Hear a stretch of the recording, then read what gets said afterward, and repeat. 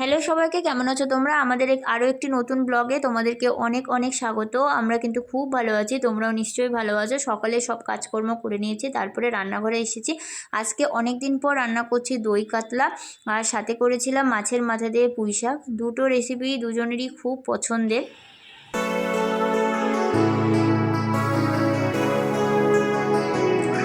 পর খেয়ে দিয়ে ঘুম থেকে উঠে লাড্ডু আজকে অনেক দিন পরই ওর পাপার দোকানে এসেছিলো। আর ওইদিকে দেখো কি প্রচণ্ড বৃষ্টি হচ্ছে।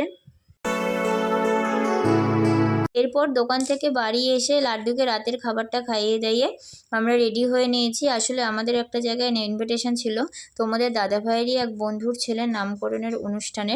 এই যে আমরা সেখানে চলেও এসেছি, আর কত রকম স্টল দিয়েছে দেখো। আর এই যে লাড্ডু আর তার বাবা খেতে বসে পড়েছে, পাপড়ি চাট খাচ্ছে এখন।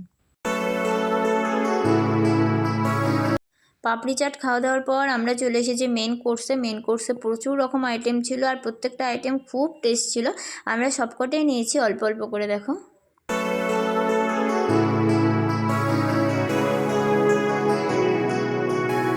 এই দেখো লাড্ডুও কিন্তু খেতে বসে পড়েছে আমাদের সাথে।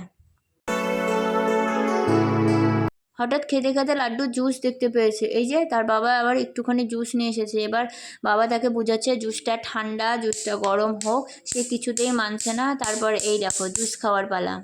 তোমরা ভাবছো তো পাশ থেকে কিসের শব্দ আসছে? আসলে আমি এখন যখন ভয়েস ওভারটা দিচ্ছি না, তখন লাড্ডু আমার পাশে বসে বসে খেলছে, তারই শব্দ আসছে। জুস খাওয়ার পর এবার লাড্ডু আইসক্রিম খাওয়ার পালা। আইসক্রিম খাওয়ানোর সময় ওকে বোঝানো হচ্ছিলো এবার কিন্তু আমাদেরকে বাড়ি যেতে হবে, কিন্তু সে কিছুতেই বাড়ি আসতে রাজি নয়। তারপরে অনেক বুঝিয়ে তার বাবা এই যে বেলুন নিয়ে নিচে নামছে। আমাদের এই ছোট্ট ছোট্ট ডেলি ব্লগগুলো কেমন লাগছে তা অবশ্যই জানো। ভালো লাগলে অবশ্যই লাইক, কমেন্ট, শেয়ার করে দেবে।